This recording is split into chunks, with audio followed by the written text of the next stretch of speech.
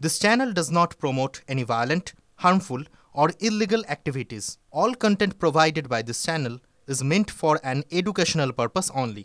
Top quality और consistent performance के लिए सिर्फ सिल्वर पंप्स नाम याद रखना। ফের এয়ার ইন্ডিয়ার বিমানে বিভ্রাট, কলকাতা থেকে নির্ধারিত সময় উড়তে পারল না AI-180। সান ফ্রান্সিসকো থেকে কলকাতা হয়ে মুম্বাই যাচ্ছিল বিমানটি। গতকাল রাত 12:45-এ বিমানটি কলকাতা বিমানবন্দরে নামে। অবতরণের সময় বাঁ দিকের ইঞ্জিনের প্রযুক্তিগত ত্রুটি ধরা পড়ে। সকাল 5:20-তে যাত্রীদের নামিয়ে বিমানের ইঞ্জিনে মেরামতি করা হয়। প্রায় 5 ঘন্টা বিমানের ভেতরেই বসে থাকতে হয় যাত্রীদের। আরও একবার জানাই আপনাদেরকে, আবারও বিভ্রাট এয়ার ইন্ডিয়ার বিমানে।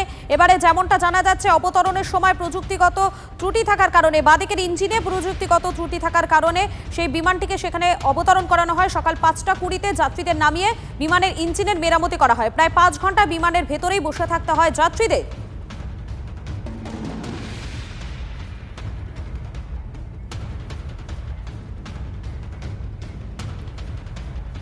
বিমান যাত্রীদের ক্ষোভ বাড়ার মতো একের পর এক ঘটনা ঘটেই চলেছে। আবারও বোয়িং ড্রিমলাইনারে যান্ত্রিক ত্রুটি। দুটি ক্ষেত্রেই ভারতে আসার কথা ছিল বিমানের। ভাগ্য ভালো, কোনো দুর্ঘটনা ঘটেনি।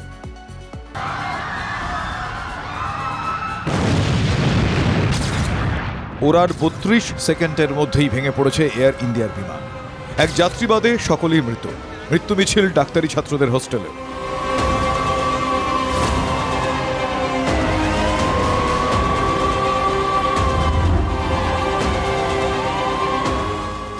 তিন দশকের মধ্যে ভারতের সবচেয়ে বড় বিমান বিপর্যয়।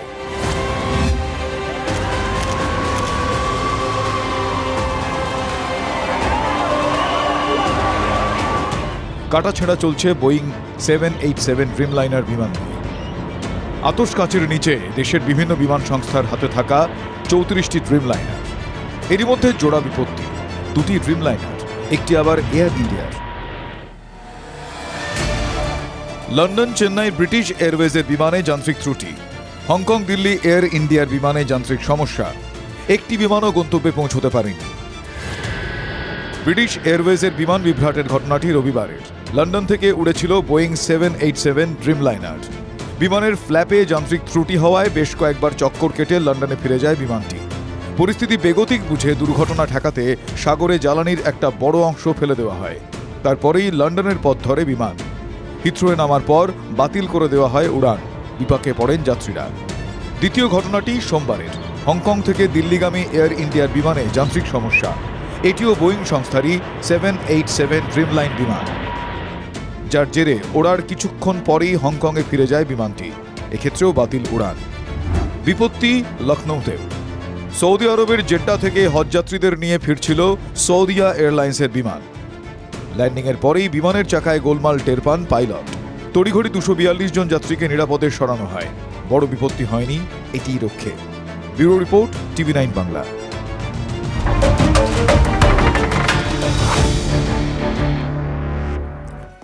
আচ্ছা, বাংলায় কথা বলাটা বাঙালিদের জন্য কি সমস্যার কারণ হয়ে উঠেছে? কিছু ঘটনাকে কেন্দ্র করে এই অভিযোগেই সরব রাজ্যের শাসক দল তৃণমূল। মহারাষ্ট্রে কাজ করতে গিয়েছিলেন এই বাংলার বেশ কয়েকজন, আর তাদেরকে বাংলাদেশি অভিযোগে পুশব্যাক করা হয়েছে বলে অভিযোগ উঠছে। আর এই নিয়েই তুঙ্গে উঠেছে রাজনৈতিক চর্চা।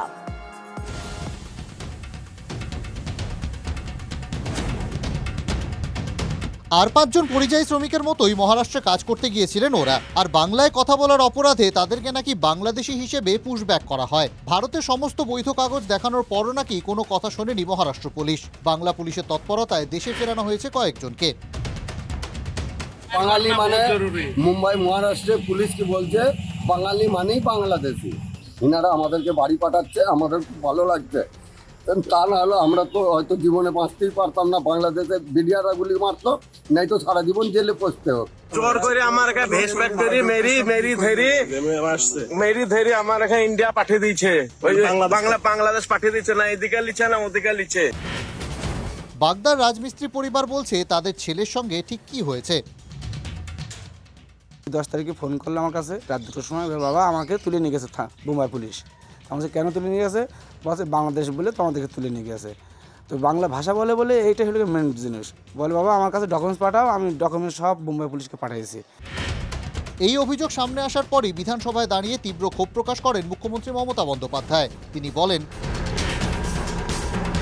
বাংলায় কথা বললেই পুশব্যাক করে বাংলাদেশে পাঠানো হচ্ছে। যেখানে ডবল ইঞ্জিন সরকার সেখানে বাংলায় কথা বললেই নিশানা করা হচ্ছে। পরিচয়পত্র থাকলেও বাঙালিদের বাংলাদেশি বলা হচ্ছে। ভয়ঙ্কর অভিযোগ আসছে যে ভারতবর্ষের মধ্যে কোথাও বাংলা ভাষায় কথা বললেই বলে দেওয়া হচ্ছে বাংলাদেশি। যদি সত্যিই কেউ অনুপ্রবেশকারী হয় তো তার বিরুদ্ধে ব্যবস্থা হোক। বিএসএফ কেন আটকাতে পারেনি, অমিত শাহ জবাব দেবে। এই যে রাজনৈতিকভাবে উদ্দেশ্য নিয়ে সব কিছু করা, এটা কিন্তু সংবিধান বলে না। এই বিতর্কে যদিও রাজ্য সরকারকেই কাঠগড়ায় দাঁড় করাচ্ছে বিজেপি নেতৃত্ব। মুখ্যমন্ত্রী বলেছিলেন ফর্ম ফিল আপ করতে হবে না। আজকে যদি সিএ তে ফর্ম ফিল আপ করার অ্যাকনলেজমেন্টটা এই বাঙালির হাতে থাকতো তাহলে পরে তো তাকে বের করা হতো না। রাজনৈতিক চর্চা চলছে, তবে এই ঘটনা এক অদ্ভুত পরিস্থিতির মধ্যে এনে দাঁড় করাচ্ছে বাঙালিকে। বাঙালি ও বাংলাদেশি যেন মিলেমিশে একাকার। Bureau report, TV9 Bangla.